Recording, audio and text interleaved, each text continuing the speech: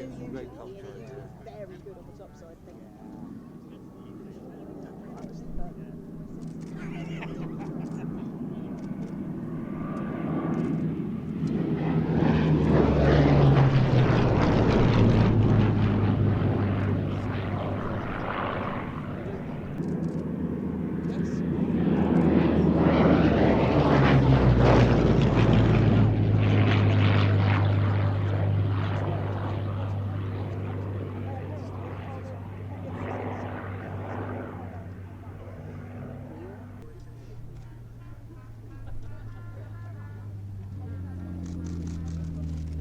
Get in.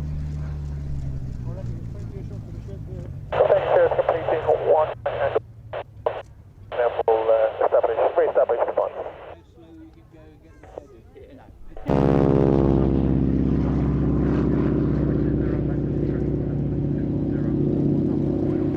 Tango 0.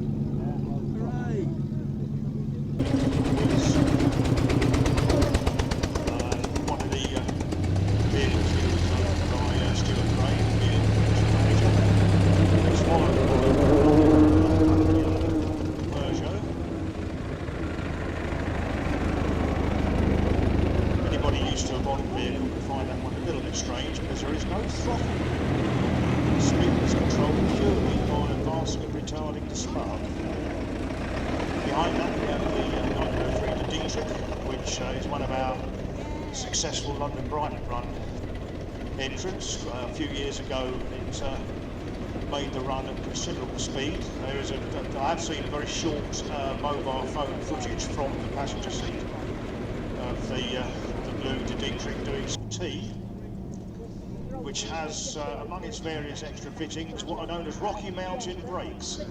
Of course, cars of that period normally only have brakes on the back wheels, and the ones on that particular T are a lot bigger than the standard fitting.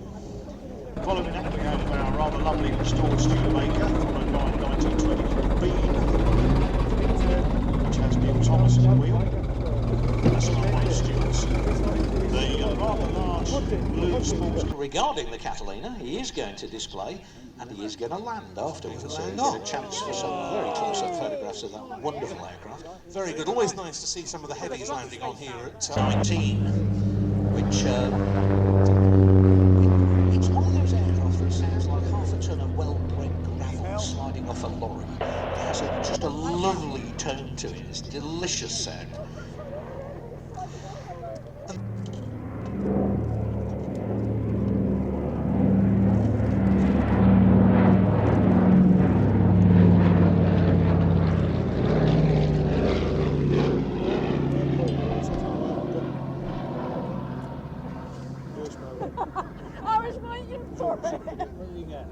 Everybody look, because you're there like okay.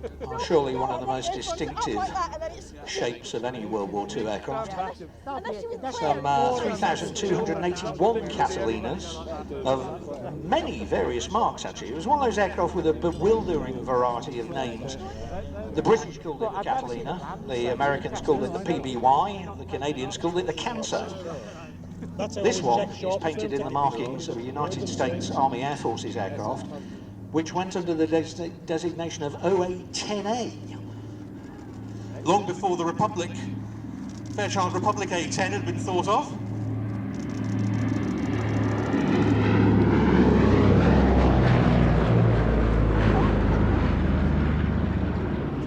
The name on the nose, Miss Pickup, refers to the job of this aircraft with the United States Army Air Force based in the United Kingdom. Its task was to patrol the North Sea and the approaches to the Channel, looking for Allied airmen who had been forced to ditch in the sea on their way back from the raids over Germany and the occupied territories, and of course to land next to them, being a flying boat, pick them up. And all board a Cub request taxi from the pump over to gliders. Cub taxi hold short to runway 20. Taxi and hold it short, 20.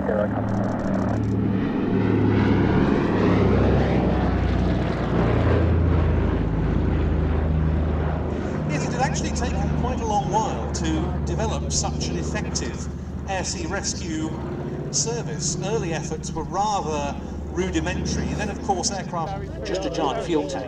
And that was the key to this aircraft's success, was its incredible long range, both in anti-shipping and anti-submarine patrols, and of course in search and rescue duties. Now, this is a PBY 5A model, A for amphibian, and we see some evidence of that now with the wingtip floats down, and you can see the wheels in the wells.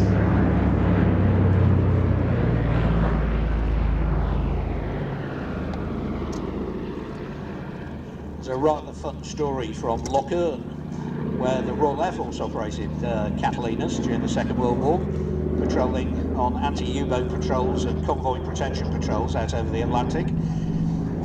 They got their first Catalina 3, which was their 3A, sorry, which was their first amphibious model, which had a land undercarriage and the wingtip float, so it could land on water.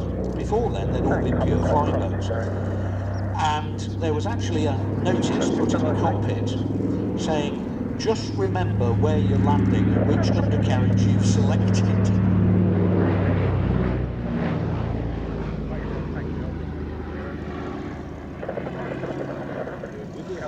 You mentioned its range, Tim.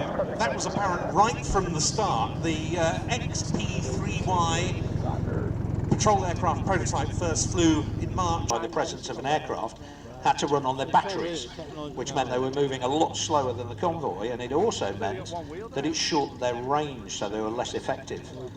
Pass now with the wheeled undercarriage down, or at least half of it at the moment. That means you can't land.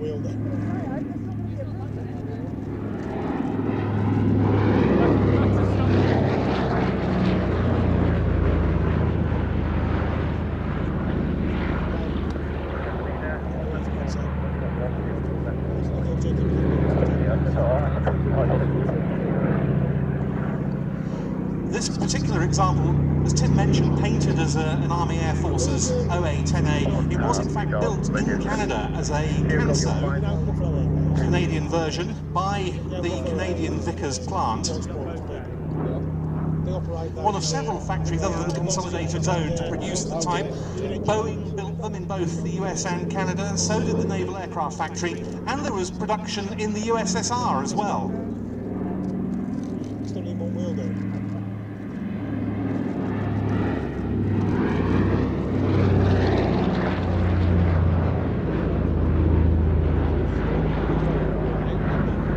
Now, I mentioned that 3,281 Catalinas of all various types were built in the West.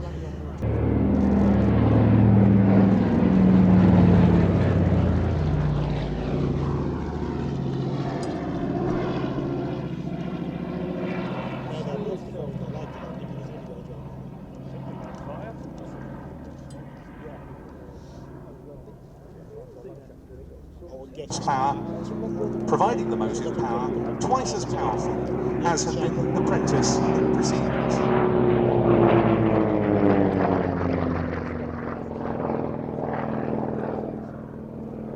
There's a proper name for a British aero engine, isn't it?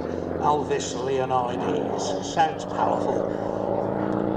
My father flew these when he was learning to fly, having flown the Prentice beforehand.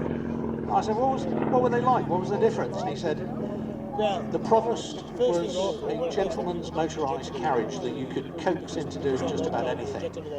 And unlike the Prentice, it didn't try to kill you. I thought that was a fair comment. Houston taxi hold runway 20, QFE 1018.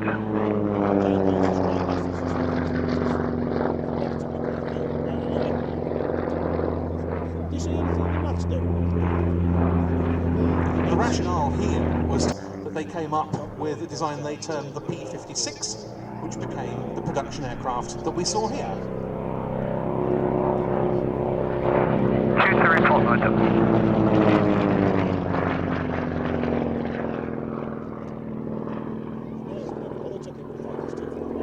As Ben said, 2 seats. The instructor can actually see what the pupil's doing. An enormous advantage in flight training. through phases of switching, haven't we, between side-by-side and tandem, and it's quite interesting. The RAF has gone back in side-by-side. Now, the military flying training system fleet that is now in operation, with the Grob Prefect being a side-by-side configuration. Grob Tutor on the Tutor, yes, and then they now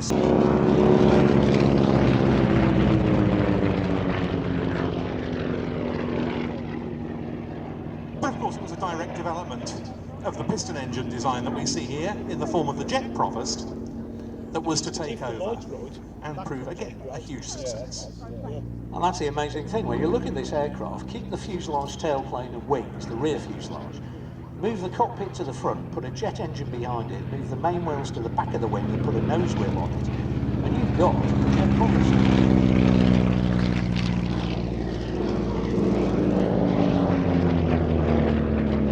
Joining the Provost now, the Avro Tutor. Show trainers, and this was Avro's entry. Aircraft like the earlier Clockgate, an aircraft of that ilk, but the Royal Air Force wanted something a little more powerful. In size in both wingspan and length, and fitted with an Armstrong Sibling Lynx 240 horsepower. So again, the aircraft is secure, the Avro Tutor. This was what was then known as an all. The definition has changed somewhat over the years. In the parlance of the time, this meant a steel and aluminium alloy structure rather than a wooden structure, albeit still with a fabric covering. The prototype was successfully evaluated at Martlet Heath in Suffolk, and it made its debut in the new Types Park at the RAF pageant at Hendon in 1930. A small batch of them was ordered for service trials, and by late 1931, number 3 Flying Training School was flying those.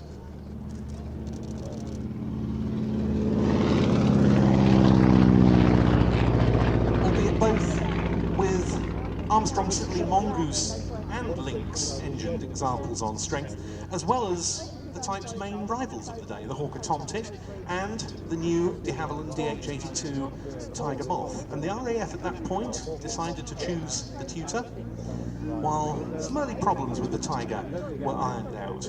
But only 795 Tutors would end up being built as the Tiger came to rule the roost.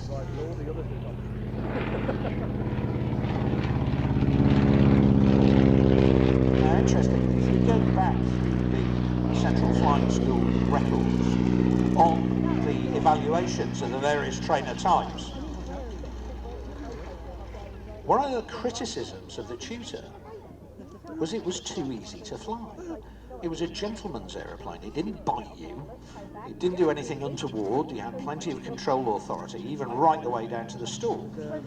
And the reason the Tiger Moth was favoured was because it did.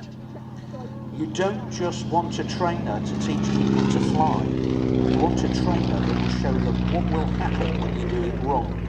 And the Tiger Moth excelled at that.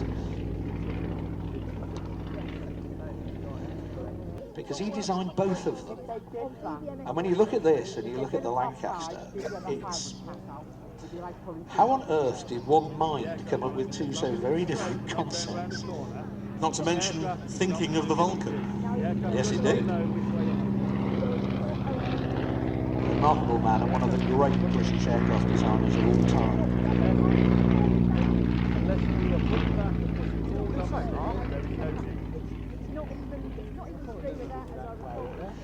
The reason for the sunburst markings on the CFS aerobatic team Tutors that I mentioned, and likewise on the Tiger Moth. We were to have seen the Tiger Moth in the team's colours, but it would seem to have suffered a snag and taxied back in.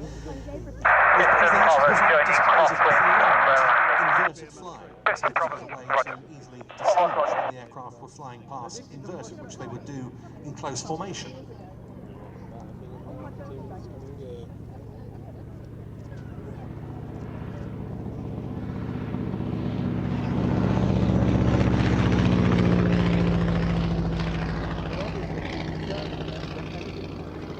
awful than a piston prommer and not be flying low close to the ground. That's most of the stuff that's flying. Well, yes. Did you say you tracked the rank, Robin? Hey? Did you say the rank was that you tracked on your... System last one. I did have the cats on. Tutor, roger. I wanted to see what happened when she got back to. It's so Provost, downwind 20, full stop. Provost, report final. Full code. and this is the only one left. And that's one of the real stories and real pride of being in Shuttleworth, is the fact that you're seeing aircraft that not only are the last one of their breed, but they're kept flying. They're not just gathering dust in a museum somewhere. And that's what makes this place so very, very special. Delivery flight. Tutor, roger. 1 head short finals, land your discretion. 250 degrees 06 knots. 1 head landing, Tutor.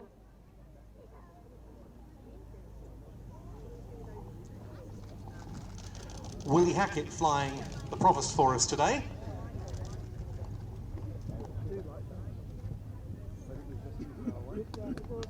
Only person playing it because it wasn't worth anything.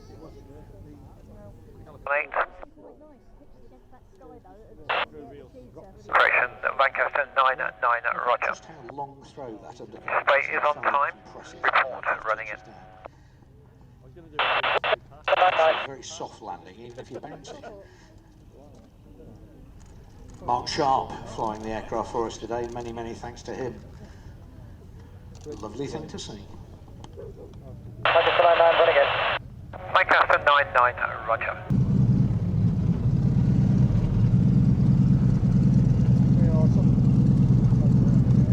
Well, very, very shortly we're going to be joined by what they call a hard slot by the Avro Lancaster of the Battle of Britain Memorial Flight. And Ben and I are going to stay very quiet for this, because this... Comet 5. 5 sir.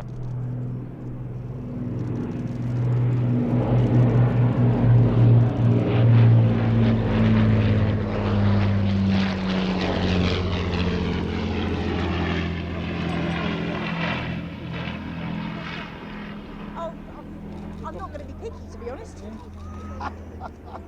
what was that you were saying, that they can't...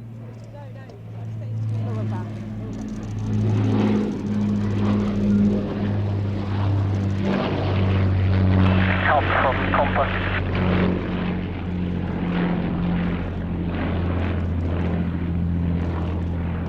Compass, go ahead, come. I can't get started as you can see at the moment. If I can, I will get started and catch you up, but I won't be ready to go at the front of the trail. No. Pretty low for an aircraft around, so it's not bad. Yeah, it's a lot lower than the piston front.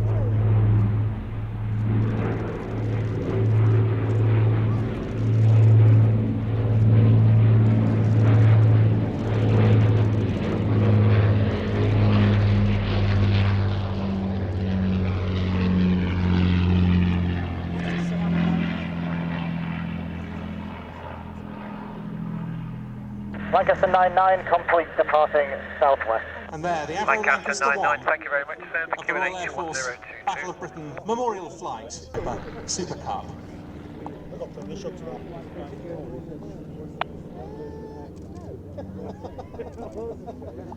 And this is one of those points in the programme where we get aircraft into the air for an upcoming slot.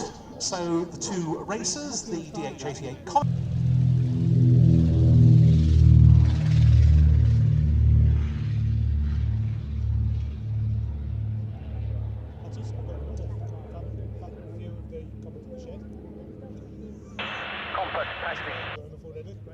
Compa taxi, hold. Taxi report line at runway 20.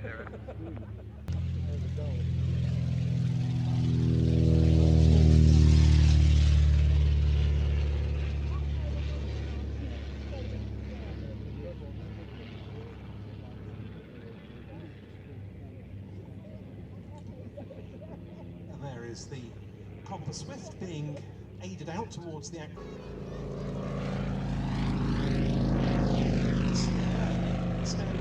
Cranwell Light Aeroplane, reference to the Cranwell Light Aeroplane Club. This was was an organisation to which Nicholas Comper, who founded later the Comper Aeroplane Company, had belonged when he was an engineering instructor at the Royal Air Force College at Cranwell. He previously studied aerodynamics. So you've got 35, 50, 90. So if you like, this is the GT version. Likewise, 17 miles, see how it gets started. It's the one with the big engines. Yes, it's about 1 yards. And glider release in 30 seconds. Some Last. that it was intended, as one report said, to have something of the vim of machines of the single-seater fighter class. And you can well understand it as it zips around the skies here. There were deliveries to buyers in many overseas countries, and some of the feats these tiny aeroplanes undertook between the wars were absolutely remarkable.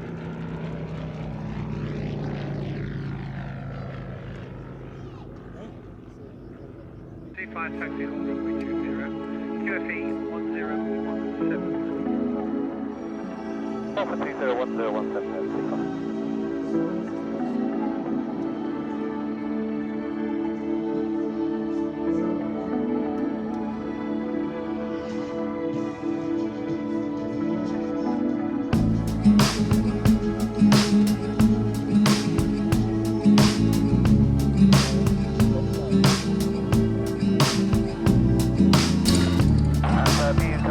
Just say when you're ready.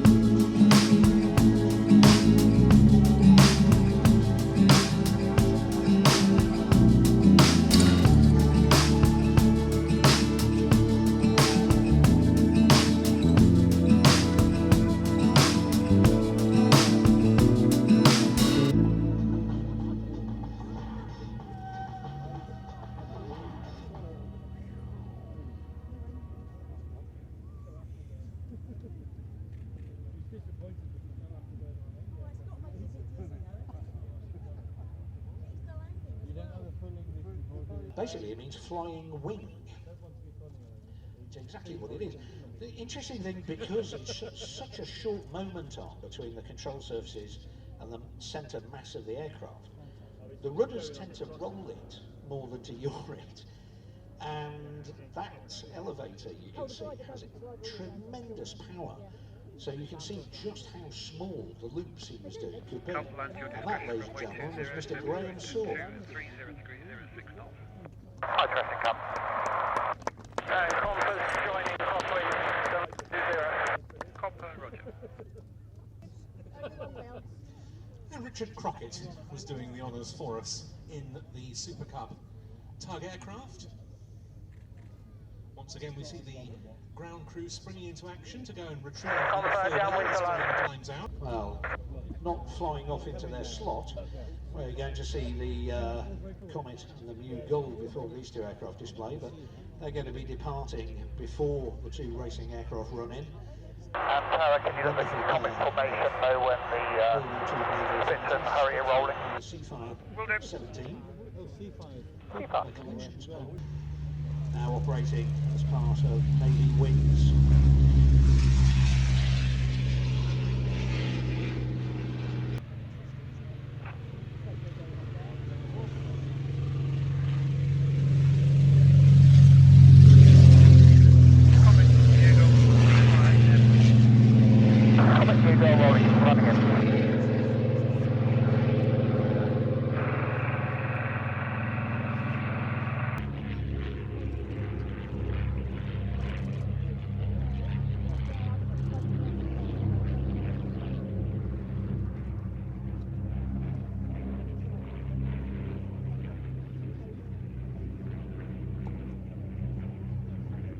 Two very different designs in response to just one quest. That quest is, of course, for pure speed. 1934 MacRobertson Prize Race from Mildenhall to England had been announced. From Mildenhall to Melbourne had been announced. So England, Australia. De Havilland had just 9 months to come up with an aircraft to enter the race. And the DH-88 was it. Originally powered by a pair of Gypsy 6Rs, are for racing variants of the engine, producing 224 horsepower each. The aircraft was a successful launch.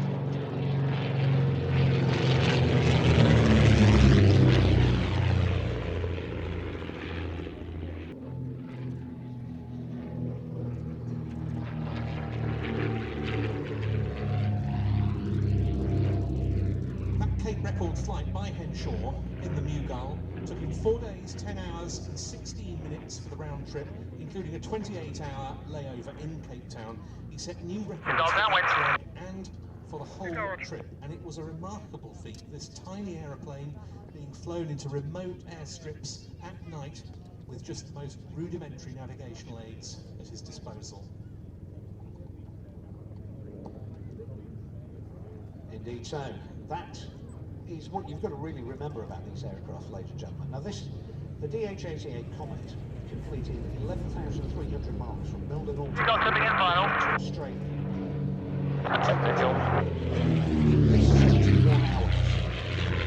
Now, at the time, that was considered remarkable. It was almost like a spaceship. What's particularly interesting is the technology had moved on so fast. What was the aircraft type that came second? Well, it was, of course, the Douglas DC-2. Bingo. So an airliner had become, in the time of aircraft development at this time was so rapid that at the time a specialist racing aircraft was actually matched by the first generation of the Douglas airliners. Now, there were no there was very little radios. There was the odd radio beacon, very few airlines were fitted with radios. Your map tended to be a set of squiggly lines from somebody thought there might be a river there. And you were down to a stopwatch and a compass. No mobile phone if you came down. If you came down in the middle of nowhere, you were on your own. And that's what's remarkable about these racing achievements, these long-distance flight achievements in the 20s and 30s. Is that you could die by the numbers out there, and they went anyway. That was what was remarkable about it. 3 Comets were built in time for the MacRobertson Race of 1934. This one, in the hands of Charles W.A. Scott and Tom Campbell Black, named Grosvenor House, was the winner.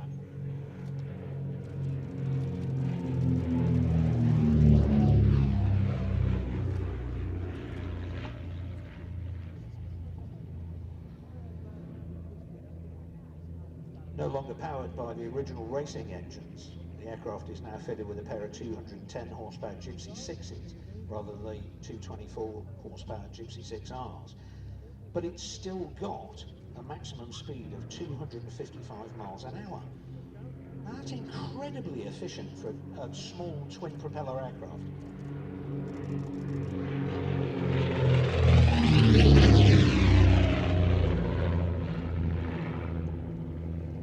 What I always consider absolutely remarkable, amongst the many other things that's remarkable about the Comet's participation in and victory in the MacRobertson, was the fact that CWA Scott told a BBC reporter before the start that he had never flown a twin-engined aircraft before the Comet. Now, when you consider some of this aircraft's more difficult handling characteristics, that is quite something.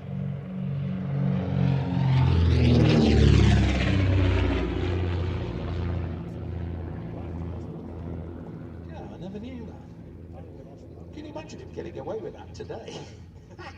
And they had very little time to familiarise themselves with the aeroplane before the start either, so new for all three of the Comets straight off the production line.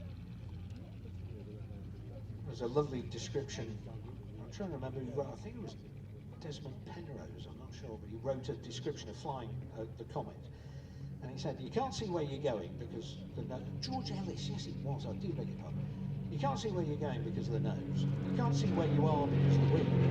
You can't see where you're going because of the wind. Must have made it very interesting to navigate.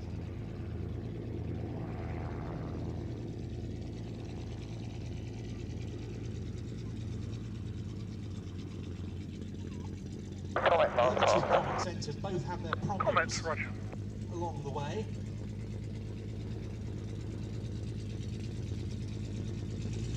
Grosvenor House, however, was relatively untroubled.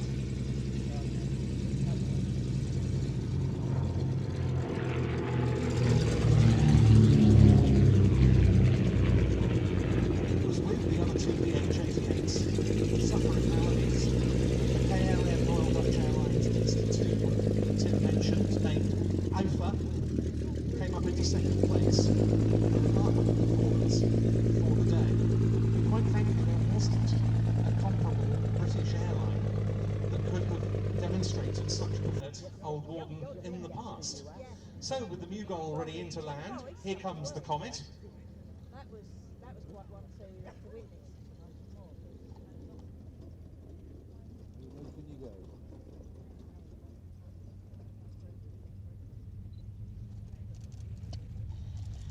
We had Chris Huckstep, I think, in the Mugol.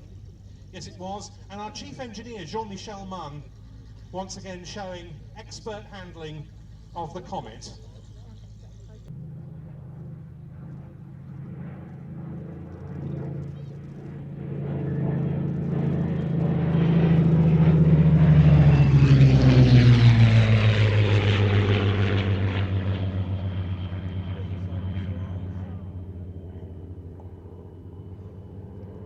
What an utterly fabulous sound. Merlin music and Griffin growl all in one pass. Yes, I do. Was with came under attack, air attack. The only problem is, of course, once you've dealt with the intruder, you've got nowhere to land, so it's a question of either Go!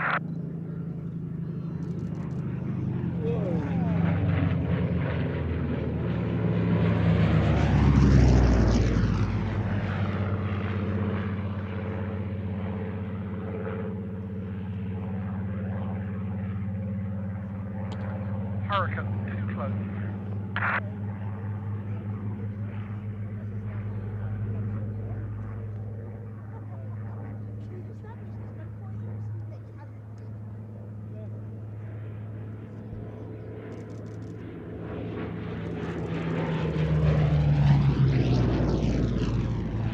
This is very much born of necessity, because early in World War II, the North Atlantic supply convoys to the well-being of Great Britain were at serious risk of German maritime, particularly the Focke-Wulf W200 Condor Gladiator, But the taxi issue runway was that 20, no Allied fighters were able to operate at sufficient 010, distances stand by. to be able to counter them.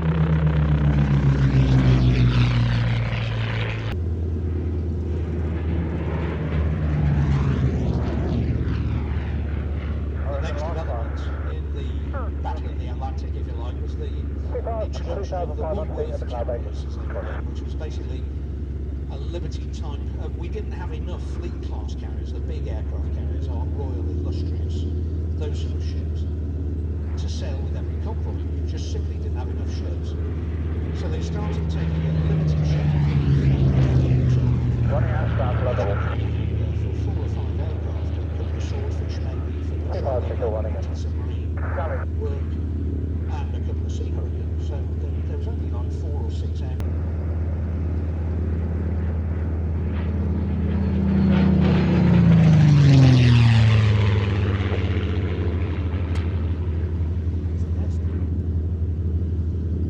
As with the Spitfire, the Hurricane rather, the Spitfire was adapted for fleet air arm use owing to shortages earlier in the war of more bespoke naval fighters. Seamarine was a naval variant of the Spitfire pre-war, but it was rejected. Then when the Royal Navy actually wanted one, production for the RAF was taking priority.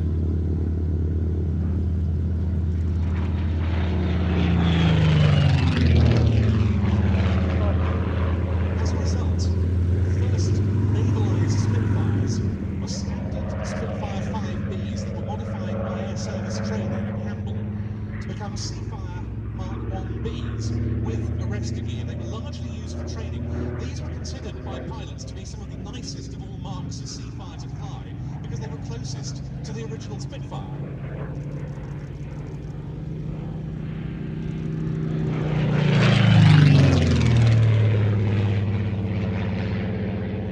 There followed the Seafire 2, which added catapult equipment and a seldom employed rocket-assisted takeoff pack, and they made their combat debut in Operation Torch, the Allied landings in North Africa, towards the end of 1942, and that saw the Seafire's first kill when an 807 squadron aircraft shot down a Duatin D520 fighter of the German supporting division.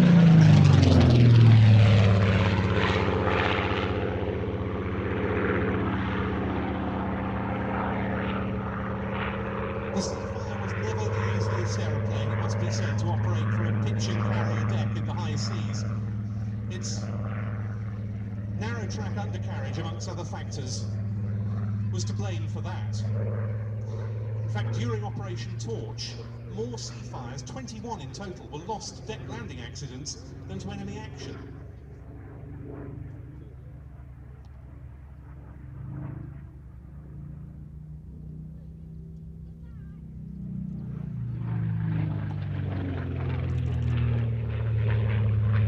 Now, from what Ben was just saying, you can imagine by the time we get on to the bigger, heavier versions of the Seafire, Griffin powered, this one powered by Griffin 6, kicking out 1,850 horsepower. Now you've got a much bigger, heavier aircraft on the same narrow track undercarriage, and landing that on an aircraft carrier, well, not easy.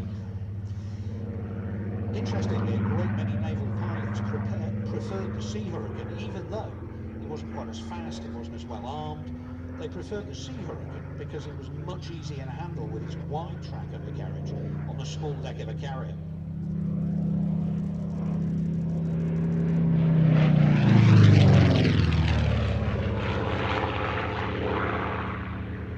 The late, great Captain Eric Brown had said of the Hurricane, it took to the maritime environment remarkably well. Well, that couldn't have been said exactly of the Spitfire, but the Seafire was nonetheless an exceptionally important and still very capable naval fighting aeroplane.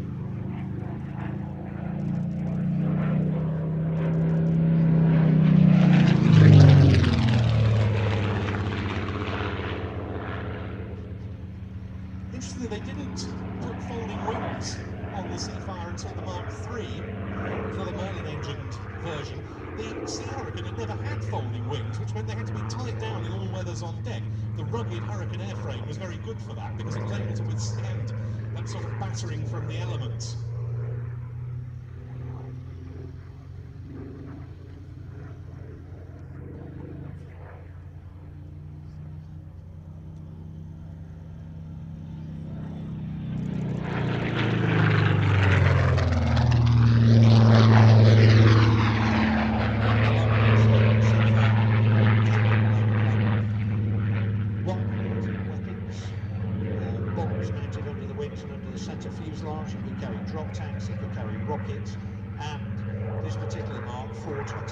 Spartan cannon. So, a very powerful punch for a small carrier-based fighter.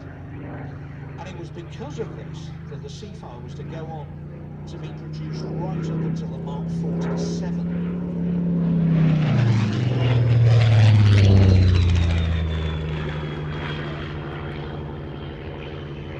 But by then, World War II was over. They continued restoration. It flew again in 2006 and made its debut here very soon afterwards. It then carried on flying on the display circuit through until the end of 2015, when it was put into a major overhaul and extend outward, inward rather, so they're closer together. Makes for a much narrower track undercarriage, as you can see here.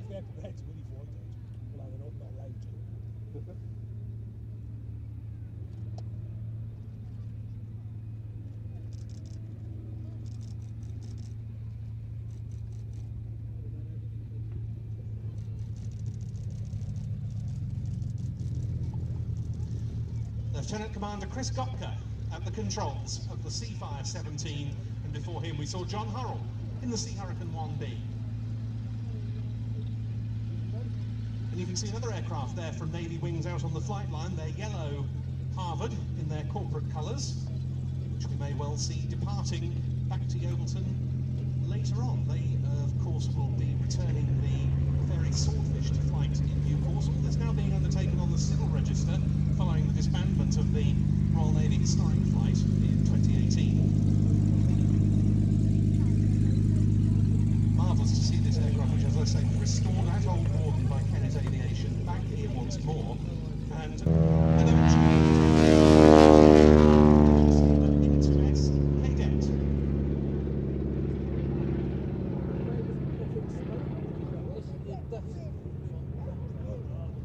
Negative and Stearman getting airborne, starting their display shortly, but just beforehand, departing the last biplane fighter to sea service with the Royal Air Force, of course, the collection's Gloster Gladiator. They'll be displaying later on.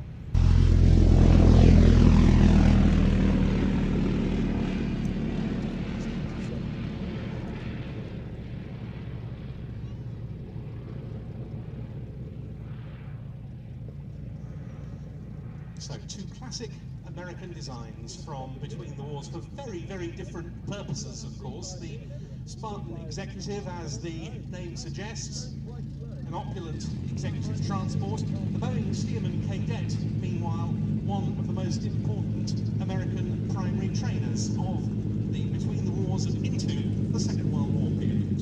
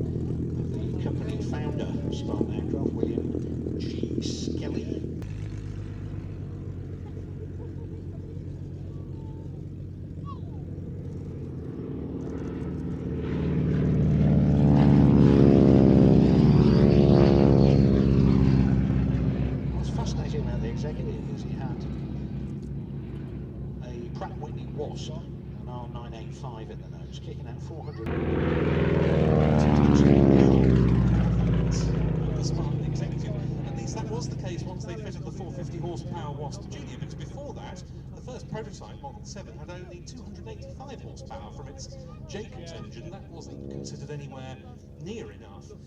The 7W was so rapid that it achieved great successes in air races of the day, the Transcontinental Bendix Trophy being one example, and this very aeroplane, one of two based in the UK with the same owner, Nigel Pickard, competed in the 1938 Bendix Trophy race between Burbank and Cleveland, finishing in 6th place.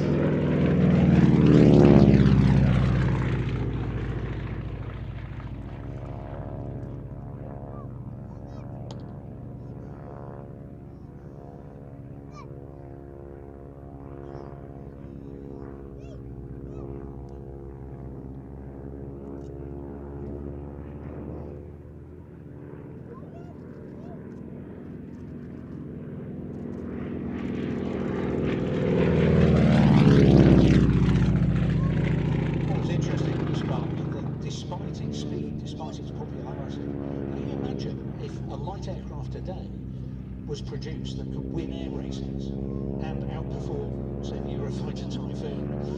It'd be popular, boy howdy, wouldn't it? But only 34 were built between 1936 and 1940, very sadly, because of course the Second World War and the demands on the American aircraft industry simply stopped light and civil aircraft production.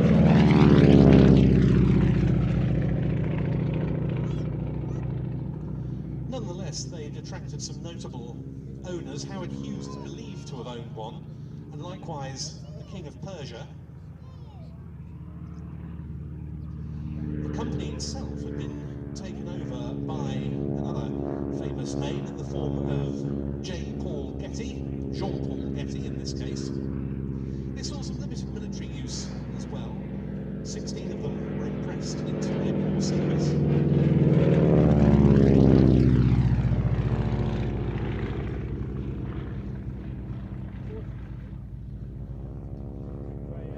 And the one the King of Persia had flown, or had flown for him, was impressed into the Royal Air Force, and it joined the No. 1 Photographic Reconnaissance Unit at Heston in Middlesex from 1940, but not for long, because it met with a mishap in January 1941 and was struck off. What is weird, as you were saying,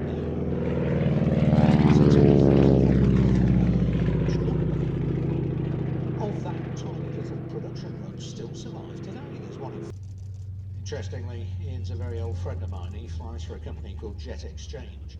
Usually flies a PC-12, which is a very powerful Pilatus single turboprop aircraft. 12. I think it was trying to do that whilst I was trying to do other things. And Well, the machine it can't. wasn't coping. Yeah, it can't. It would take a stupid amount of time just to be able to download photos off the memory card.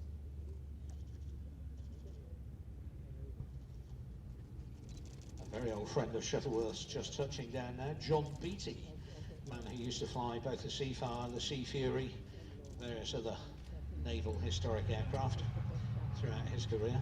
Yes, former CO of the Royal Navy Historic Flight, former member of the Sharks helicopter team on Gazette as well. Interesting, I last saw him climbing out of a Skyraider at the Berlin Airshow. Yes, very versatile indeed. That's really nice to see that aeroplane giving us a display here. Again, it's one of those aircraft that it's ordinary. Some people name the Stearman. It's a little biplane. How many little biplanes are there? Again, it's ordinary. It lies, it's enormous. Absolutely, and they trained thousands upon thousands of Allied pilots during the Second World War. We stayed.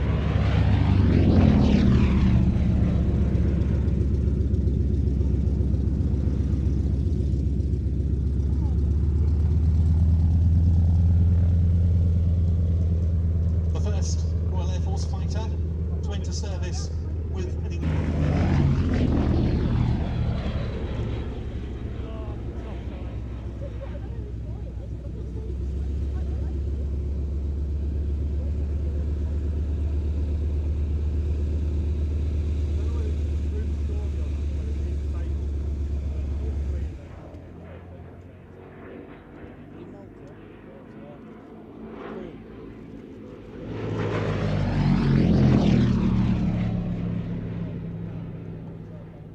aeroplane another private venture. The Gloster design team, led by Henry Folland, developed it as an evolution of the RAF's existing Gloster Gauntlet, but it was taken on by the RAF as an interim measure due to delays in the new monoplane fighter programs of the mid-1930s, the likes, of course, of the Hurricane and the Spitfire.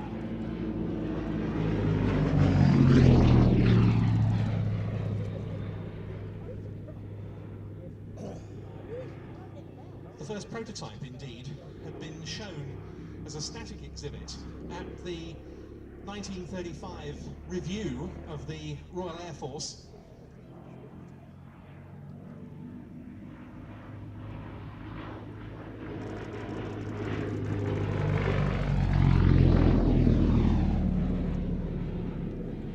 That is one of the hangars at Duxford, which was the venue of the flypast portion of that event. It was very notable that that particular review contained only biplane aircraft. This in an age when monoplane combat types were very urgently needed.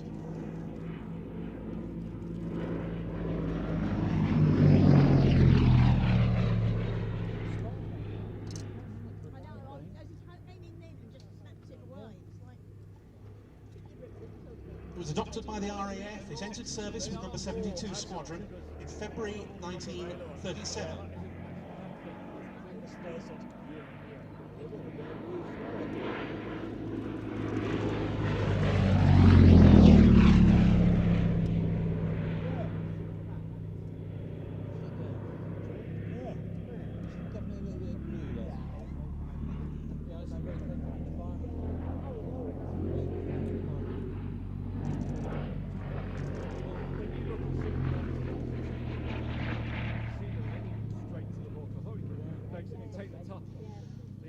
Four squadrons were re-equipped with Gladiators by the outbreak of war. Two of them were sent to France in 1939.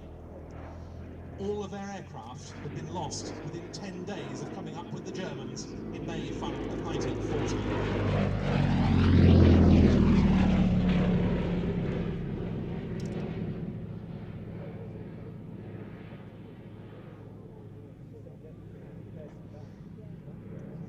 That illustrated just how obsolete a biplane fighter such as this, despite the Gladiator's outstanding flying characteristics, had become.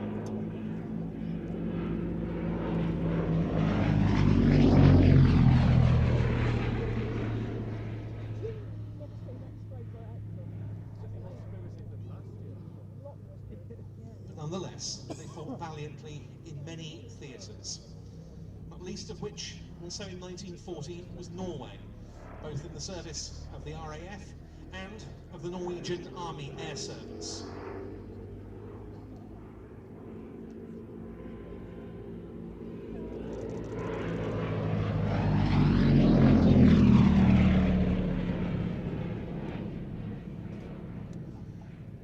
Then there was the defence of Malta, in which the Sea Gladiators, the Fleet Air Arms Hal fighter flight, played their part. And indeed, the Battle of Britain, with number 247 Squadron at Roborough, defending the naval dockyards at Plymouth.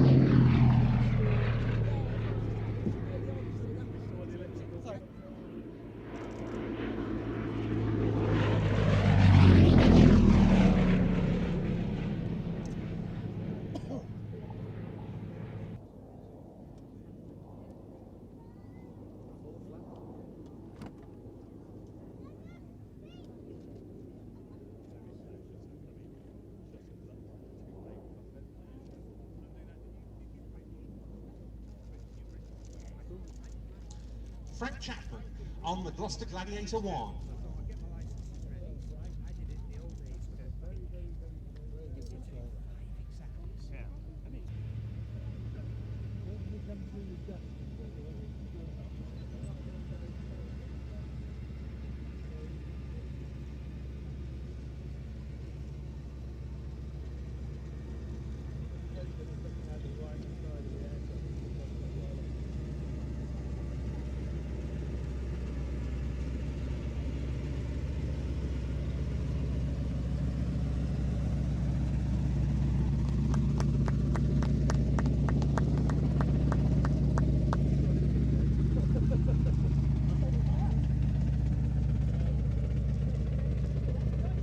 Set yourself a bit of a task.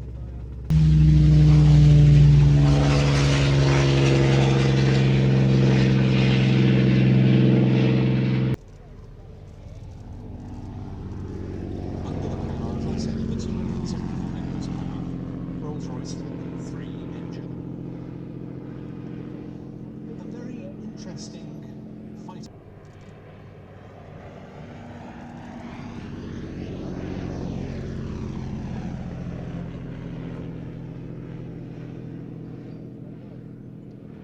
It was soon realised that the best way of employing this aircraft was not to fly straight and level in close formations using the rear-facing armament, but to employ it much more like a conventional fighter, using the forward gun for offensive purposes and keeping the rear gun more largely for defensive purposes against attacks from the rear. And that was when this aircraft type's fortunes changed.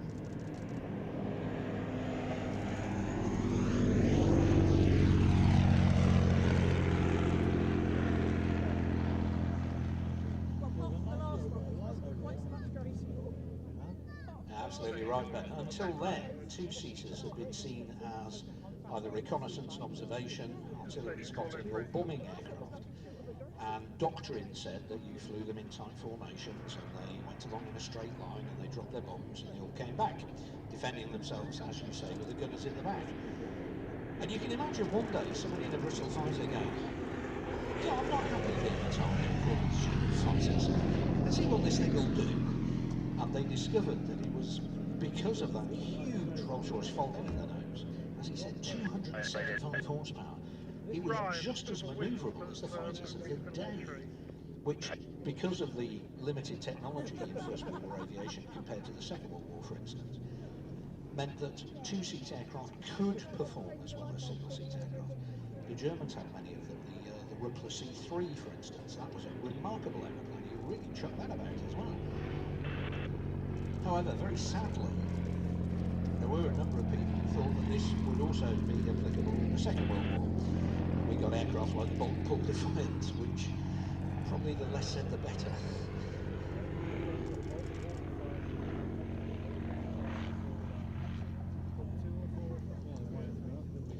Using the F2B in the way that we've described also allowed these aircraft to switch rapidly from offence to defence in the course of assaulting. And it made it, combined with its agility, a much feared opponent.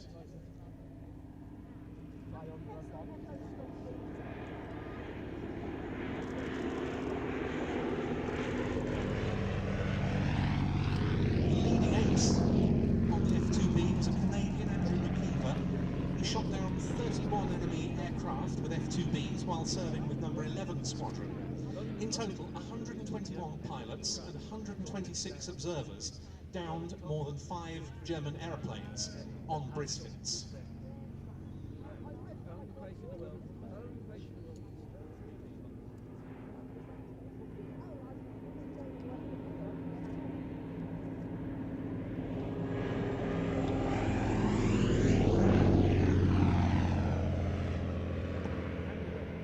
As Ben was saying, as the Sopwith triplane gets airborne underneath the Bristol Fighter, as Ben was saying, quite often you could fit either a single or two Lewis machine guns in the rear cockpit. They made a special fuel bottle square so the gunner could rotate the guns and point them downwards through the rear fuselage. Frontier, down through Africa, all doing what was known as air policing. Interestingly, the first flight of the Bristol Fighter was in 9th of September 1960. And next to it, the Avro triplane looked somewhat more modern, something like a Sopwith triplane, with the cat's teeth end and so on. Looks somewhat more modern, but is in fact an earlier design, first flying on the 28th of May 1916. It was in 1922 that this very Bristol Fighter was one of 12 that, in a semi-dismantled state, were transported aboard the seaplane carrier HMS Ark Royal to the Dardanelles Strait in northwestern Turkey for use in a crisis that erupted after Turkish forces threatened British and French troops.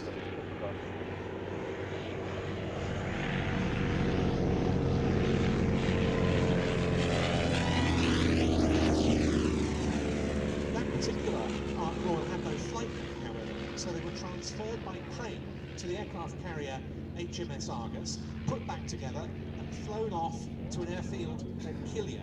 And among them was this very aircraft, and that was ascertained by a member of the public at a Shuttleworth air display a few years ago, whose grandfather had carried out that flight in this aeroplane and brought his logbook to the show.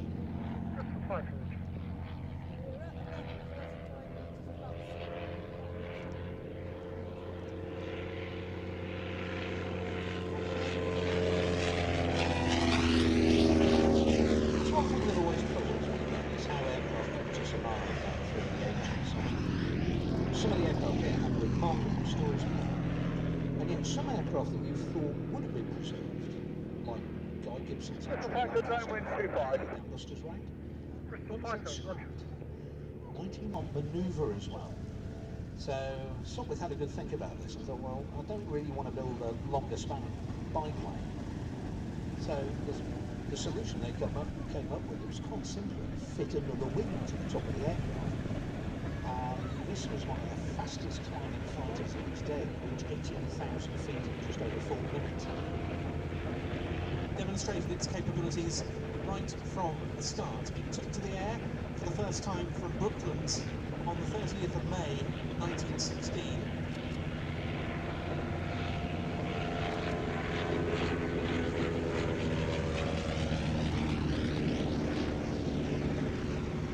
Just over a fortnight later, that prototype was released to the Royal Naval Air Service. It was delivered to Hendon, then to the station at Chingford. And a week, Squadron Commander Alec Ogilvie said this machine is undoubtedly far enough in line with standard fighter armour to the gun. And this was increased.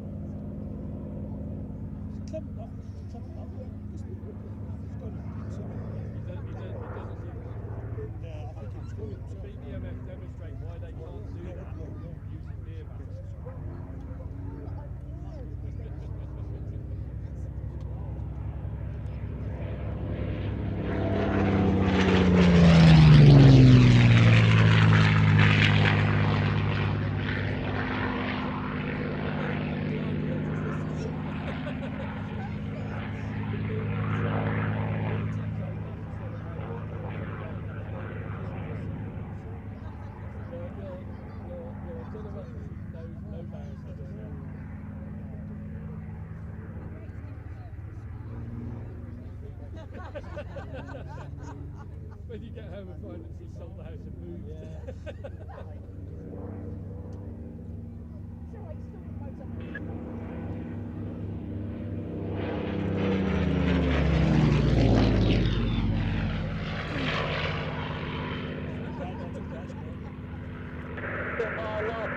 Last time. Ready for departure.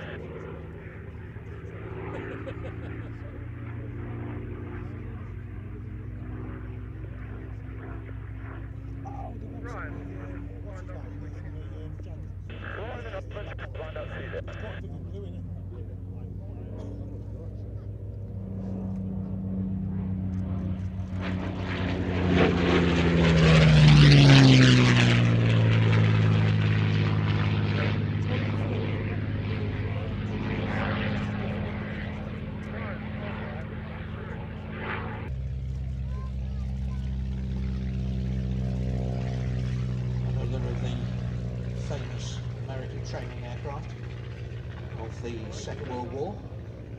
Demonstrating its less than stellar takeoff performance there. Yeah.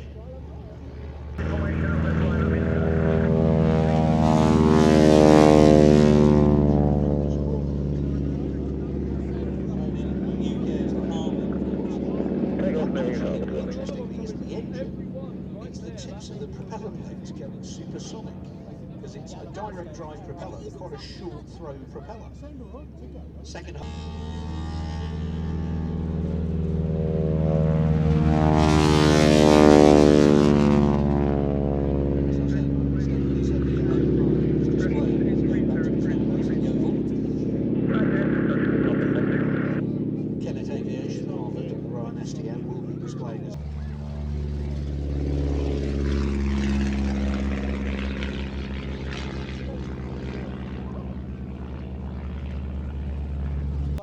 Filled by miles.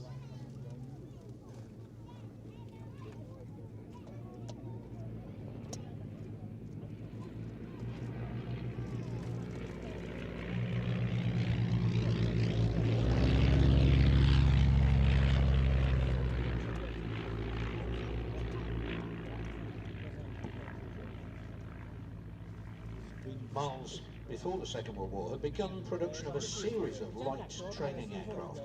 The Hawk Major, the Hawk Trainer, and there were so many different variants of these. Some of them had an enclosed rear cockpit and an open front cockpit. They were the 2F, the 2C, the 2N, all different kinds of marks of aircraft, but it was the Hawk Trainer 3 that became the Magister. That was the slightly more powerful version of the 2C open cockpit monoplane you see here.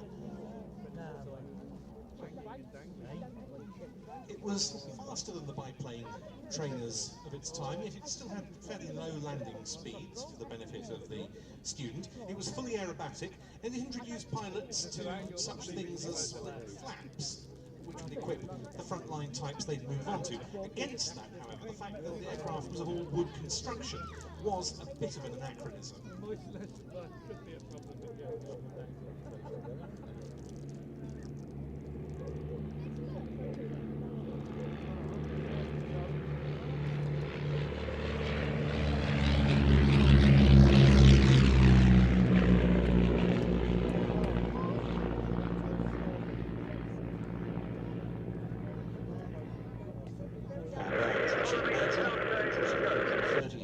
Gave the Magister maximum speed of 123 knots, and as Ben was saying, it was to serve throughout the Second World War with the Royal Air Force in the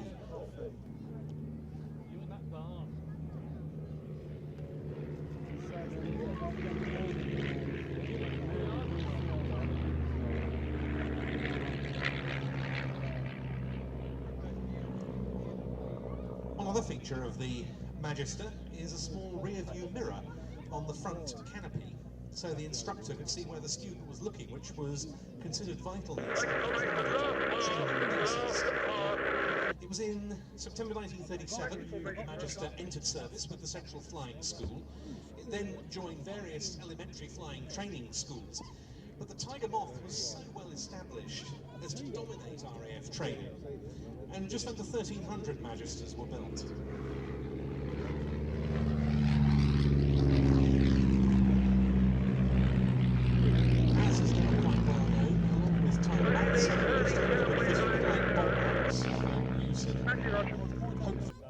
Operations Magister leading the two in. That one was flown by Chris Huckstep.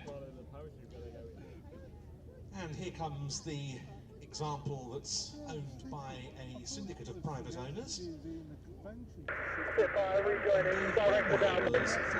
His first formation display. Later Dave, more often the Gladiator pilot here in Shuttleworth. It's always been fascinating to me over the years. Okay, and we've seen them flying together here once in 2015. There's also a fifth, which is owned by an organisation in the Czech Republic, but which is currently being... Well, there's something about Spitfires. Elliptical wings, please, thank you. So as the Spit comes into land, I'm told by our displays coordinator that it might be worth, in the context of the 5 Magisters, watching out for participation lists for upcoming Old Warden displays. Well, that would be a thing. But now, out to the left, our American trainer duo with the Ryan STM.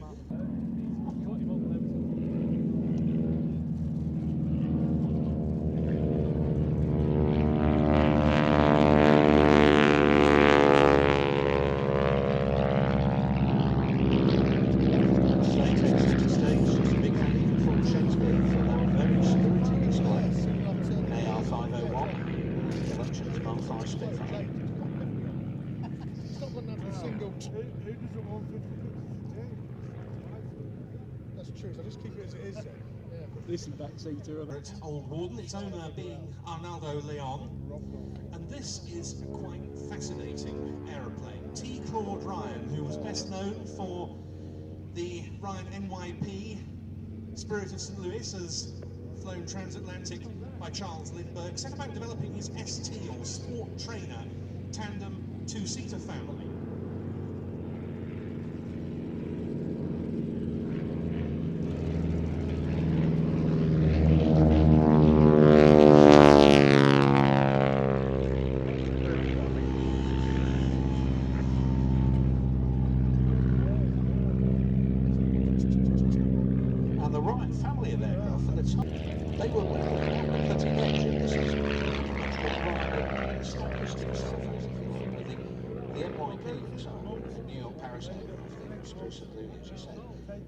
He always was trying to push the envelope. He always tried to be at the leading edge of aviation development. A remarkable man.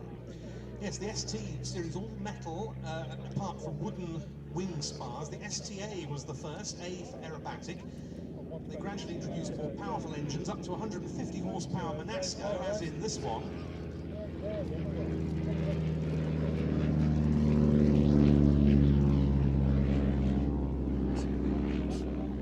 ST series flew for the first time on the 8th of June 1934. 9 aircraft were delivered in the first year. And the total production of civil and military aircraft prior to entry in the United States into World War II was only 350. Wonderful. Production just leapt again. 1,250.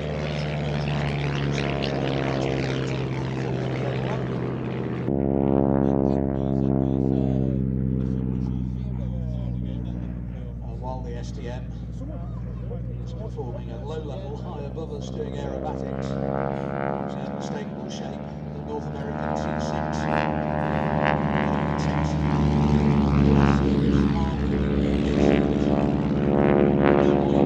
The T6, because this is one of those aircraft that literally for a while the only replacement for it was another one. Without doubt, the T6, one of the most successful training aircraft of all time. Good training aeroplane needed to be relatively easy to fly, but difficult to fly well. This aircraft is the epitome of that. If you got it too slow on the finals turn, it would bite. It was a complex aircraft. The Royal Air Force, the US forces combined, the Navy, the Army, the Air Force, all used this aeroplane. It was to be sold all over the world. In fact, some Harvards were still in service as late as the 1970s. not until 1995, with the last retired by the South African Air Force, and it took until 2016 for the final one on the British military register, which was flown as a test and trial support aircraft by Kinetic from Boston Down, to be retired and sold into civilian hands. As you say, it was totally irreplaceable. And of course there's still such demand for T6s, Harvards, etc. as trainers for modern day warbird pilots, and this one, owned by Kenneth Aviation, has been used over the year. In April 2020 by Arnaldo Leon, who had moved to London in 2011. He'd long hankered after a Ryan. He found this one for sale in the States, did a deal, had it transported to the UK, and it was first flown from Old Warden in March of last year, but we haven't seen it in a display until now in those very distinctive markings of the Netherlands East Indies Air Arms. And Scott Butler was at the controls today, and it was once again John Beattie in behalf of Kenneth Aviation. Just to put it into perspective, as Ben was saying earlier, back 1560, 495 half-foot equipment, and it literally was ubiquitous as a military trainer. Not just during the Second World War, but as Ben was saying, right up into the 90s. You could still find some in service somewhere in the world, and not just as trainers, as like bombers, ground attack aircraft, counterinsurgency aircraft, observation types. It really did pull its weight.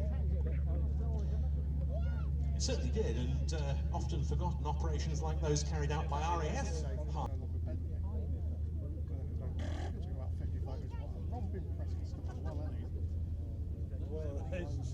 I'm not blaming him. I didn't ask him to do a lot of that. I just try and get the shutter speed down. That's all I want. Don't press this. No, don't press that. Wrote a wonderful book, if you ever want to read about First World War flying, called Sagittarius Rising, where he describes flying the SE-5A. He was also one of the co-founders of the BBC.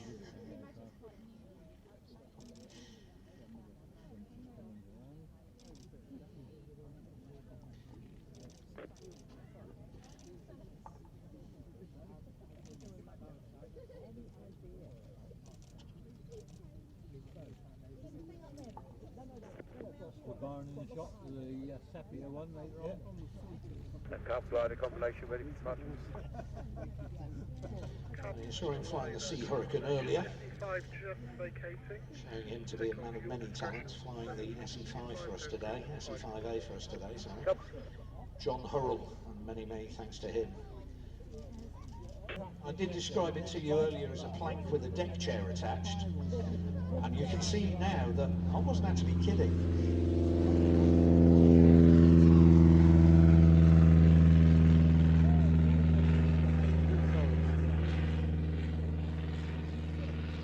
While that aircraft is climbing to height, before it comes off the tow, we're going to be seeing another of the famous aerobatic sport and racing aircraft here in the collection. Another aircraft designed by F.G. Miles as well. This is the Southern Air Martlet, just taking to the runway, be taking offshore.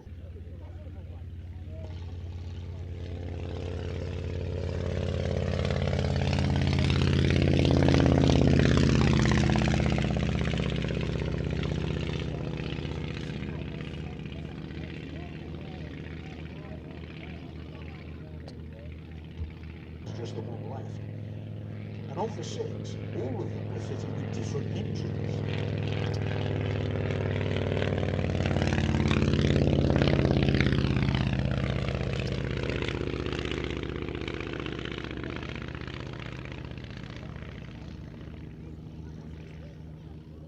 The aircraft you see here, one of the more powerful versions, fitted with a 105 horsepower Genic Major 5-cylinder radial engine, is at a maximum speed of 120 miles an hour.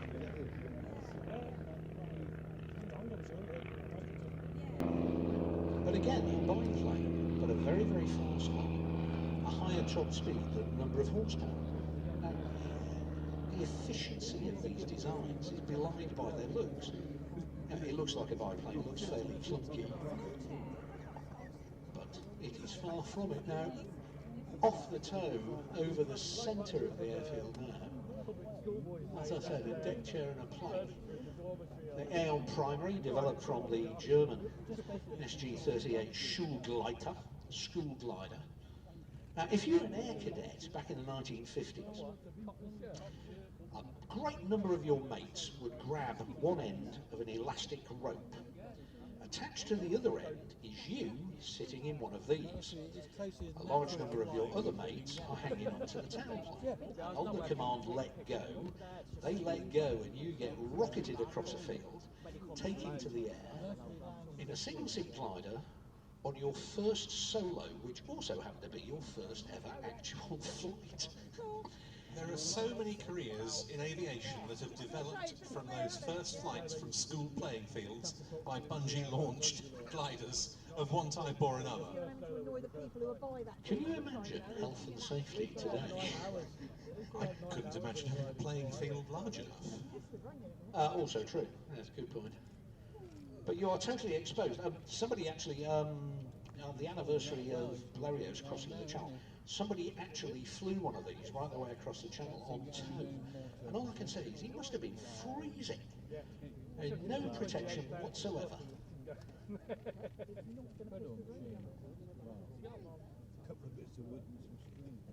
Comes on the side, left base 20.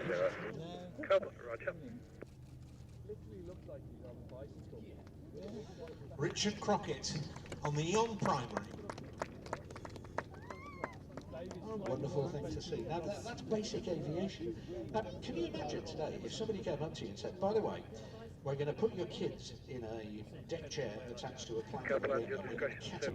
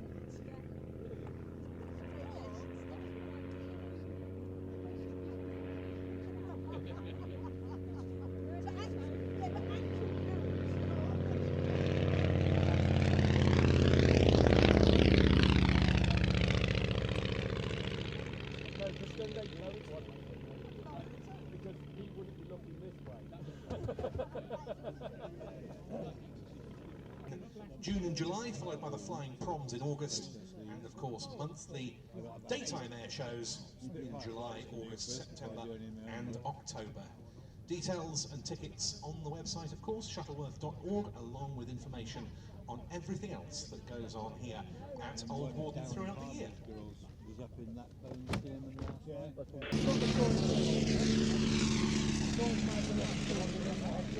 One of the most versatile of all military aircraft of its period, first flown in 1913,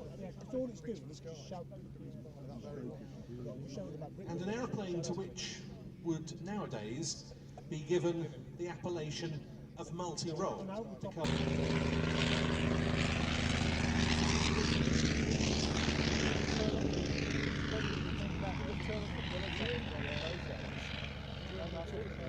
In fact, some 504s, including this very aeroplane, were used as glider tugs as late as 1940 as part of experiments to ascertain whether or not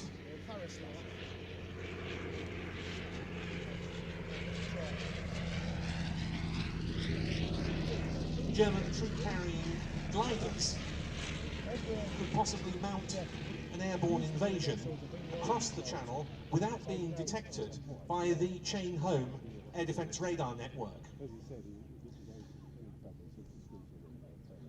504s and other tugs, not least including Tiger Moths, were employed to tow a variety of requisitioned gliders into the air on trials undertaken at various locations, including Warmwell and Duxford.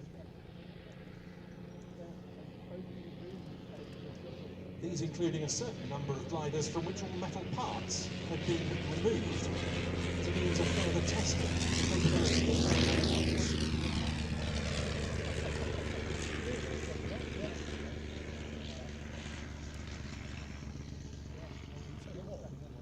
And to that end, the camouflaged Kirby kite glider that we've seen at Old Warden on many previous occasions is always very interesting, because elements of that airframe were used as one of the Kirby kites that were employed on those glider trials, although not a full airframe as it survives now, I believe.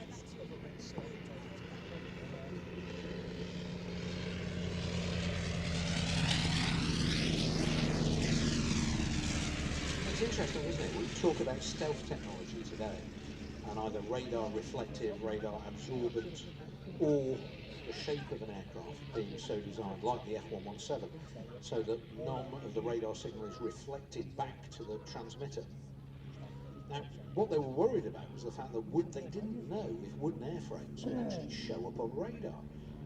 And as it turned out, they were quite right to be worried. One of the aircraft later in the Second World War, the Mosquito, for instance. Now, if you look at a Würzburg trace, Würzburg was the German air defence radar. If you look at a Würzburg trace of, say, a Lancaster or a Havilland,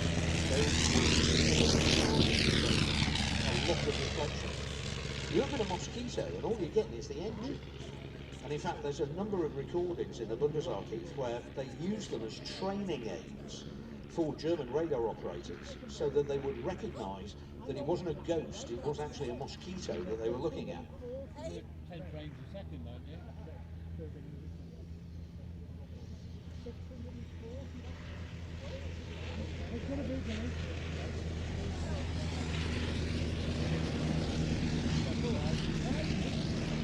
While this 504, as I said, flies today with a Leroy rotary engine, it was for some years re-engined as a 504N model with an Armstrong Siddeley Lynx radial.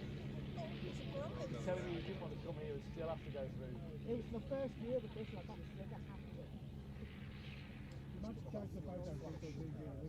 It was in that guise, not least, that 504s continued flying into the early 1930s with the likes of some of the early university air squadrons. Joining it in the air now, the Sopwith Pup, the first of the so-called Sopwith Zoo of First World War fighting aeroplanes named after various creatures.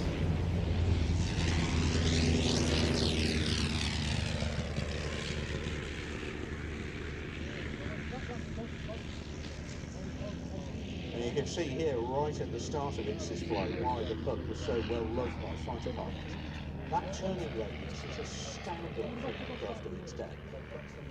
And it was its ability to turn inside the opposing fighter that gave Pup pilots the edge over early aircraft like the Fokker Eindecker, the Fokker 3, and the Avro Tutor. So again, most Siddle Vickers firing through the propeller again with an interrupter gear.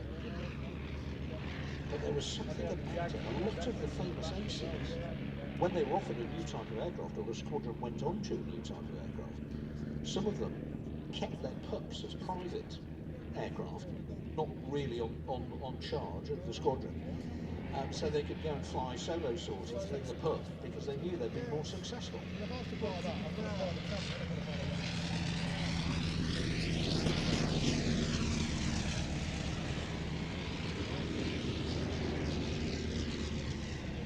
Notice, for example, there, as the aircraft just turns away from us, there's a clear cutout in the top wing above the pilot, and that's simply to afford a better upward field of view. This is a very light and simple to build, simple to maintain airframe even for the time. As flak anti-aircraft fire was known in the First World War. It was with the Royal Naval Air Service that the Pup, which was a nickname, incidentally, initially conferred on the aircraft because it looked like a smaller version of Sopwith's 1.5 Strutter. It became known as the 1.5 Strutter's Pup, and the nickname stuck in the face of the 504, which is in the colours of number 77 Squadron RAF example. used as a night fighter in East Lothian in late 1918, being brought back to the flight line with pilot Frank Chapman walking alongside, and in comes the Pup at the end of its slot. Remember what I was saying earlier about efficiency in design? Now that's an 80 horsepower Larone 9-cylinder rotary, and yet the aircraft's got a maximum speed of 112 miles an hour. Now, that's more miles an hour than horses. Again, these are very efficient airframes. They don't look it, but they are. And normal. And Scott Butler was doing Can you honours plan on an today 8-minute display, please? Well, now our next and last Avro, well no, possibly not last Avro aeroplane on the programme, because as I said earlier, we have two of the Edwardians, the Avro triplane and the Bristol Boxkite, plus the English Electric Wren in readiness should conditions be suitable for their flight to close the show.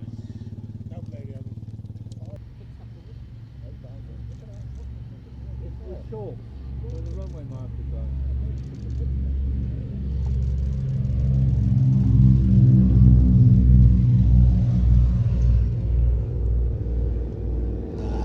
Cheetah growls, Armstrong Siddeley cheetahs, cheetah 15s in this case, producing 420 horsepower each. And this aircraft, interestingly, has one thing in common with the Avro aircraft we saw last. When it left service, the Avro 504 was the longest serving aircraft in RAF history. Its record was beaten by the next Avro aircraft in our display, the one you see here, the Avro Anson.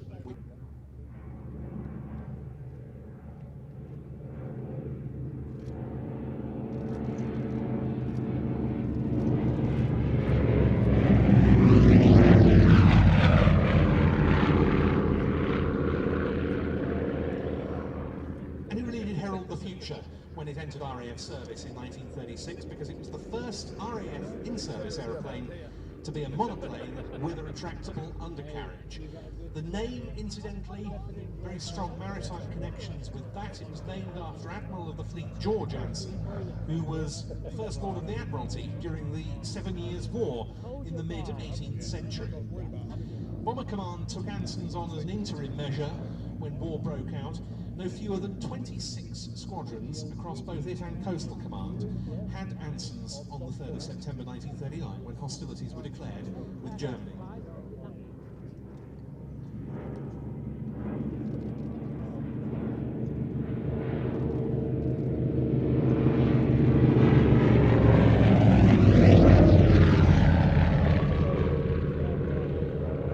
Aside from its role as transport, communications, as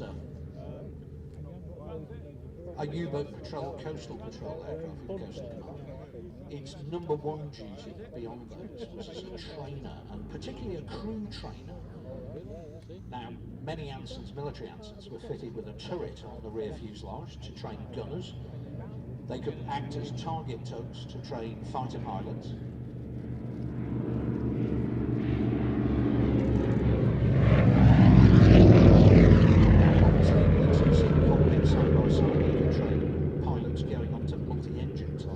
The Lancaster, the Halifax and so on. And indeed, with the glass nose that they were equipped with, they could also be used to train bomb aimers. Navigators sitting in the back, you could basically train a whole aircrew in this one aircraft. And while this particular Avro 19 airframe has no military history, this version of the design certainly did.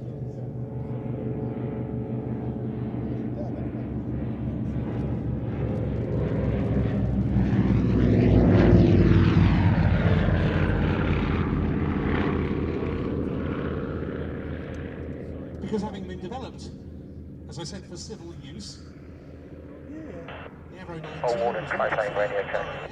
Triplane, you're fine. C-19, and from that came various trainer versions, particularly the T-21 navigation trainer, one of which was the last Anson built.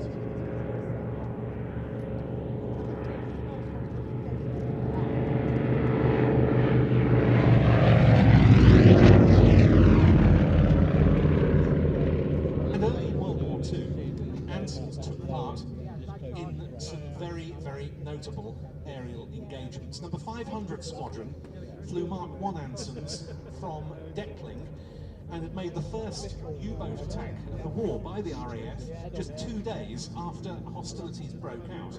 In May 1940, it found itself conducting coastal patrols with its obsolete aircraft, notably covering the evacuation from Dunkirk.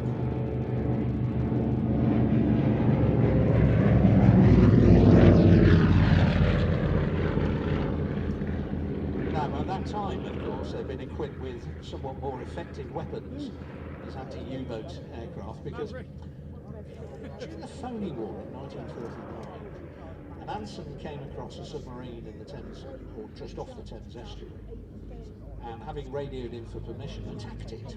Three of the Admiralty-approved 100-pound anti-submarine bombs, and they broke one electric light bulb. Unfortunately, the submarine concerned was HMS Snapper, who'd got a bit lost. It wasn't supposed to be, it wasn't where it was supposed to be. But from this very unfortunate incident, they discovered that the anti-submarine weapons that they were equipped with simply weren't up to snuff. And consequently, they were very quickly modified. The £250 and the £400 depth charges coming into service. How many minutes have you got before I go?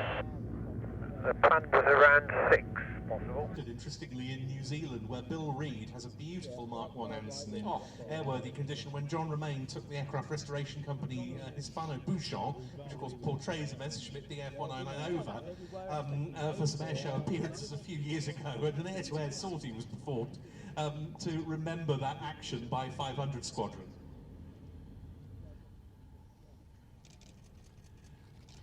As Ben was saying, this aircraft fitted with a hydraulic undercarriage.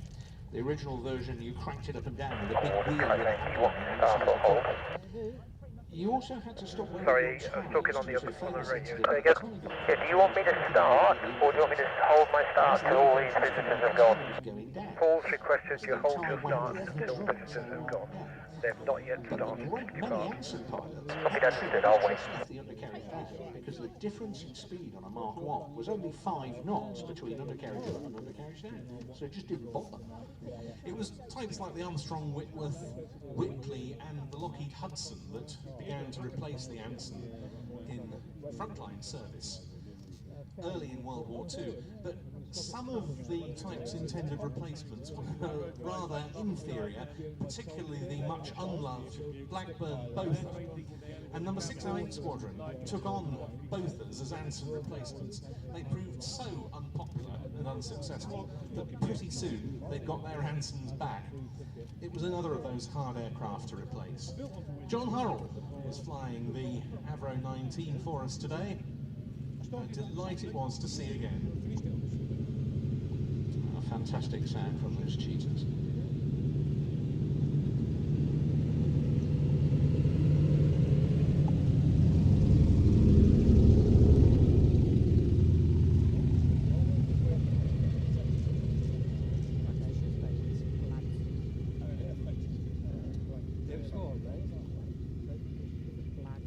That was the end of it.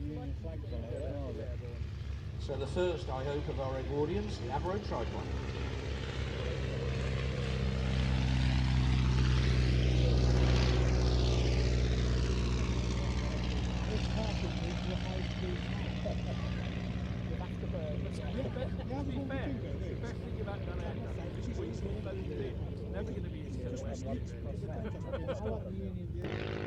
Now that is a remarkable performer.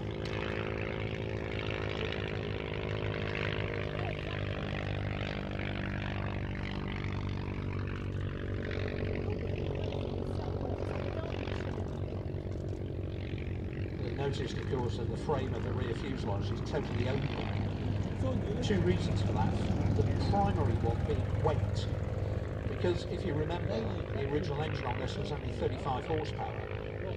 You had to make the airframe as light as possible. Contango Sierra taxi to the tower to hold, please. Okay, and is it okay to do power checks up this into the airfield to avoid making noise? Yep, I'm happy with that. Then call me when you're ready to taxi. Okay, thank you.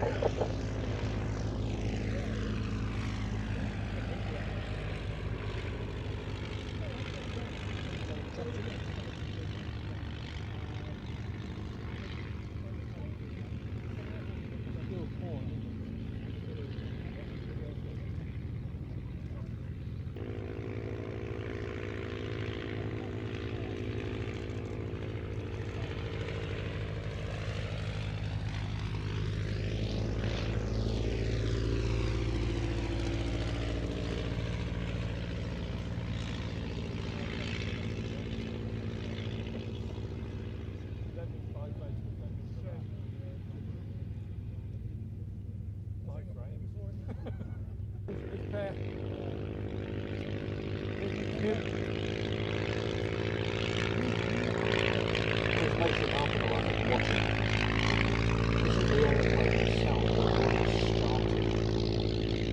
So from here we go to the Avro 500 and the Avro 504. And then on to things like the Tutor, where it all started.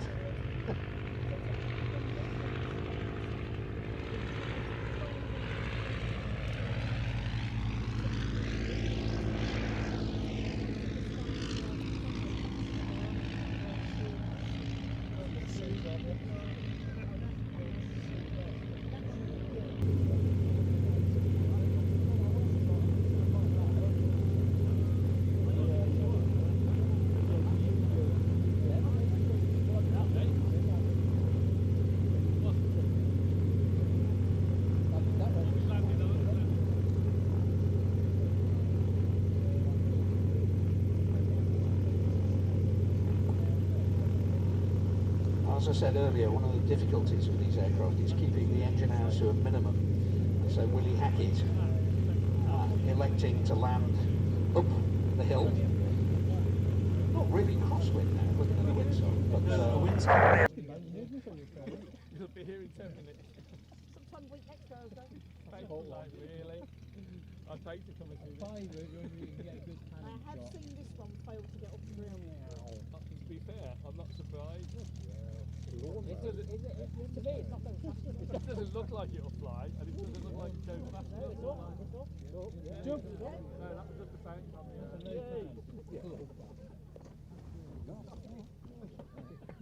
I can't put you up, I'm laughing that much. Well, there we go, yeah, get it now. He's not going to be able to turn around. Yeah. I wonder if it's something to do with the conditions. Out a bit. Go vertical, but it's smooth on. Oh, it's not going to stall, is it? It's not going to stall. You know,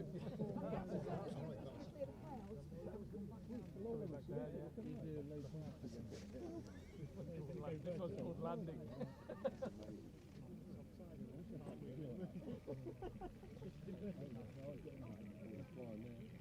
Well, when you say he gets in some high, Still reach up and grab him. if he gets over the hedge, then I'll be surprised. that has to be the most thrilling thing I've seen here all day. Look at it go! That's fantastic, ladies and gentlemen. 3 horsepower. Flat twin motorcycle engine.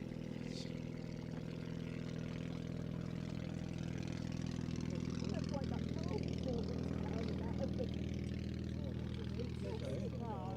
you not love that?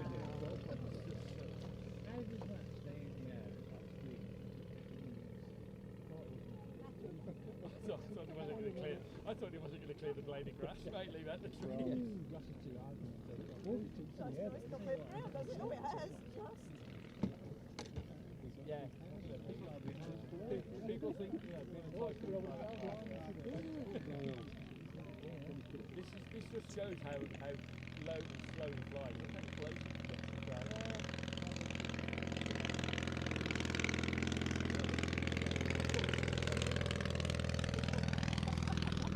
Gentlemen, all I've ever seen this aircraft do before at Shuttleworth is hop down the runway, maybe get up to 5 or 10 feet in a little hop down the runway. And this is stuff to thrill your blood, it really is. Hang on a minute, I need another shot.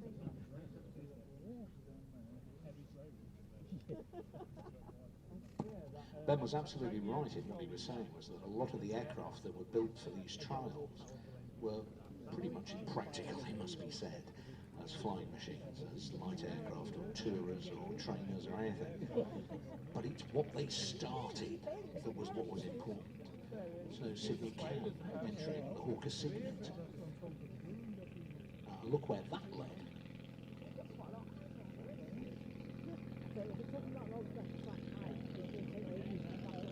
It's not really intercontinental.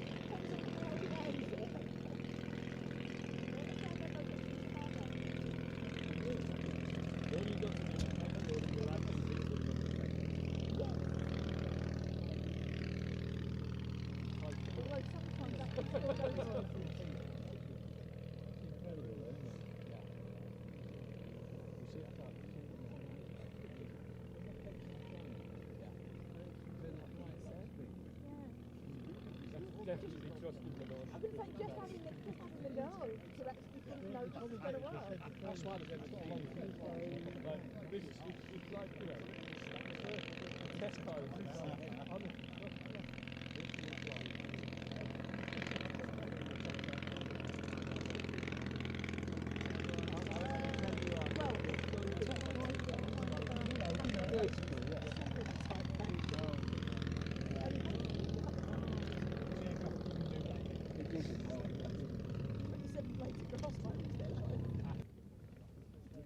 Or you might land on the Stearman.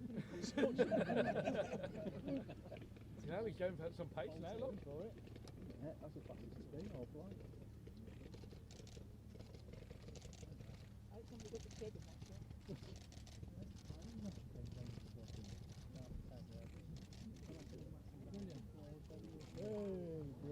That was Richard Crockett on the English electric rail. Simply outstanding. Who needs more than 3 horsepower?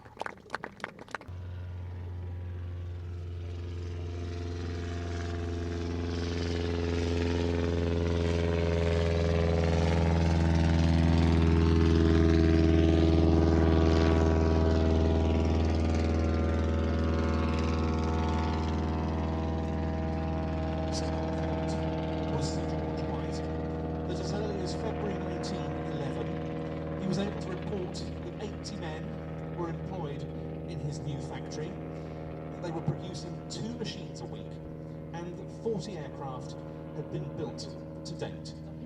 Various configurations were explored, and of course drawing on existing aircraft designs of the day, like an unsuccessful attempt to use the Gabriel Voisin designed Société Zodiac machine, which proved to be an utter failure. The Boxkite was developed from Henri Farman's Farman 3. It proved to be one of the more viable designs of the period. Here we see that little film. Again, look at the aircraft built for the film.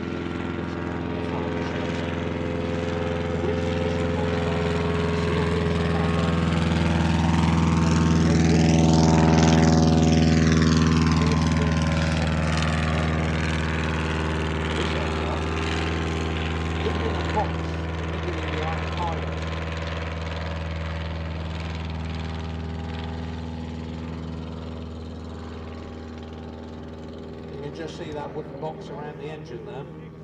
Hidden in a box behind the pilot is a 100 horsepower Rolls-Royce 200B engine. An engine more commonly used in modern light aircraft. But of course, at the time of the filming, none of the original engines were available.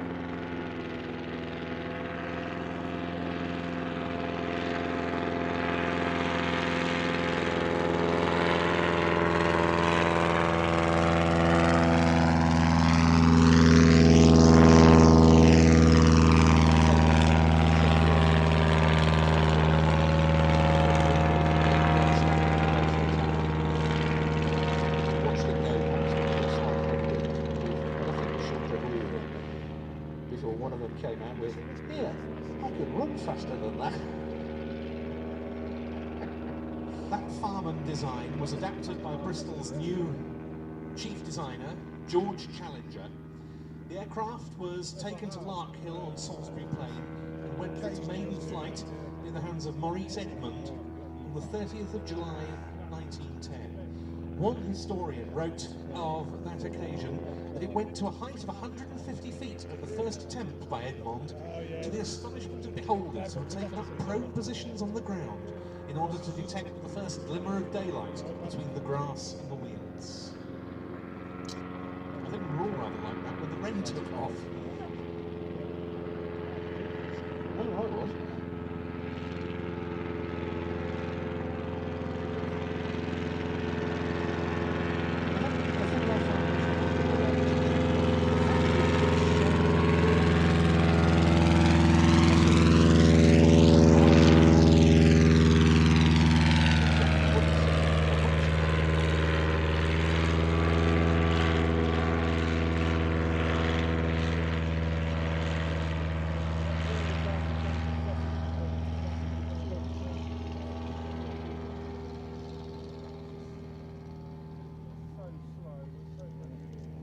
72 of them were built at the plant at Filton in Bristol. 6 more by the Brislington Tramway Company, and a further 1 in Australia. Currently we have a Boxkite doing a display in the office.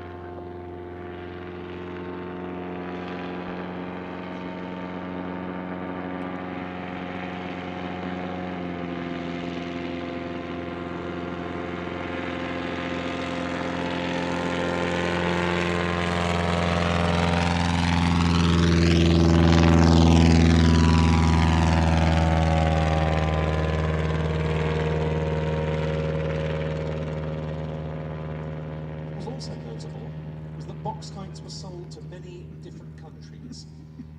3 went to South Africa, pairs of them to Germany and to Spain, singletons went to Bulgaria, India, Romania and Sweden. 8 were purchased by the Imperial Russian Army and delivered in April 1911.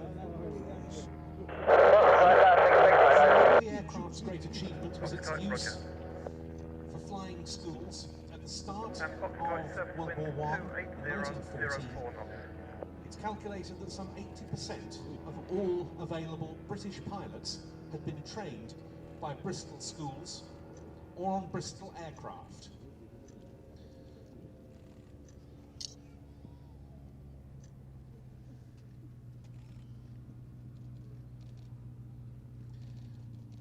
An aeroplane also crucial to the very earliest developments in British military aviation and of the application of flying machines for military purposes. And such a splendid sight in magnificent men replica form in the skies here at Holborn.